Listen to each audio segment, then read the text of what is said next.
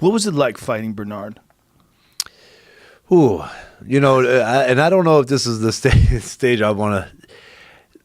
Fighting Bernard was totally different than what I expected. What'd you expect? I expect him to be tricky and sneaky and just very crafty and obviously experienced. I did jump up 2 weight classes to take that fight, and but at the same time, that was not an 80% Kelly Pavlik, and this is true and this is documented. I have it on my phone, and I was going to actually bring that out, but that fight, I sparred 3 times for that, maybe 4. The 4th time was with an arm brace, and then I went into it, and I never said anything because I'm the type person I don't want to have people think that I was making excuses. I love Bernard, and I think he's one of the greatest of all time, greatest middleweights. But that was not that night. I came down. We had what's wrong? What was wrong? I had bronchitis. I was sick. I was running a temp actually in the locker room. We had to go through with the commission. We almost took the inhaler for it. Then we found out through the commission that you cannot take that because it's steroid. So we had to go to the nasal, or not nasal, the pill, oral pill. We had it in the locker room. I don't know if you ever heard of a guy, Thomas Hauser. He writes. He used to write for New York Times. He does a lot of big boxing books. He was in there, and Hauser he's not one-sided with anybody. He's writes what he knows, what he sees, and that's the truth. And he was in there when the commission came in. They were going through my prescription. They were taking the temperature, giving me the exam, and that's what happened. It was a lethargic fight with of all people. What was wrong with your arm? You said you had a brace? Bursitis. Bursitis in your elbow? Yeah, and that came into an issue, and we sparred. Like I said, it was a handful. It might have been more than 3 or 4, but it wasn't a lot because usually in training camp you do 3 days a week for about 8-week camp for about 6.5 weeks. And it was because of your elbow that you couldn't spar? Yeah, because you didn't want to keep hitting it. And then I didn't like, just the way I am, I didn't like having a brace on it or nothing.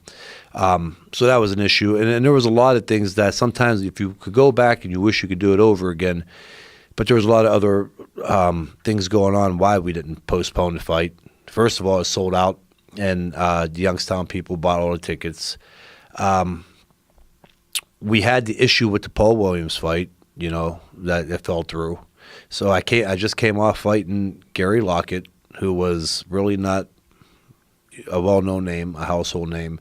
So if I would have postponed that fight, the backlash on that would have been bad, really bad. And, so it was more the ego thing that I think, and worried about what everybody was going to think. Taking nothing away at all but that's where I wanted to tap into, taking nothing away from Bernard Hopkins. Unfortunately, against a guy like Bernard Hopkins, that I had to have that happen to me is what sucks. And he was a tremendous fighter. I mean, he did things in there. A lot of times I seen him making moves and I knew what he was doing, and I just couldn't pull the trigger on it. And he was fast and he was strong. And then there was times that he just did some crafty things also that, got to me, and his body work in that fight slowed me down a lot. But it was just one of them fights where I could honestly say that was not an 80% Kelly Pavlik. And I could be honest and say if I was 100%, I don't know if I would have won that fight. And I'll be honest about it. I'm not going to be the guy that comes here and says, well, if I was 100%, I would have knocked him out. No, it's Bernard Hopkins, When you think about your legacy and you think about looking back at your career, those kind of fights where you had to take it when you were compromised, how do those factor in to you? Do those fuck with your head? Mm-hmm. Yeah. Not in a real bad way. Right, but enough where you're like, if I was 100%. Yeah, I got invited to the International Boxing Hall of Fame over the summer, and it was cool as hell and to be there. And you start seeing the inductees and everything, and you start breaking down your career. Like, am I able to qualify for this? And right. Is so-and-so going to get pissed off who didn't get in because I got in? And I look at it, and I break it down a couple ways. I say 40-2 with 34 knockouts is a hell of a record. I held the belts for over 3 years. I beat a handful of guys that were legit when I beat them. And then I look at the fight, though. I fought Bernard Hopkins, and I got my ass whipped in that fight. And there's no other way of putting it. It's the truth. So how much did that damage, people remembering that. Nobody looks at the fact of the 2 weight class jump and then coming Right. back down and defending against a very game Antonio Rubio. And then, of course, the Martinez fight, which a lot of people, and it was documented and on HBO with the commentators, the weight issue in that fight. But What was the weight issue in that fight? just how we had to get down. That was my last fight at middleweight. Trying to cut the weight. I was 29 at the time, and another great fighter that happened.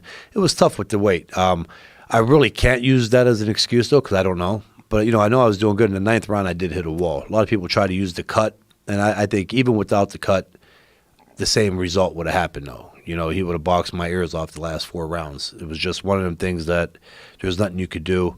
So when I sum up my career, I look at those fights and I know personally that they could have been different. But at the same time, I'm very happy and content with the way my career went. I was 40-2.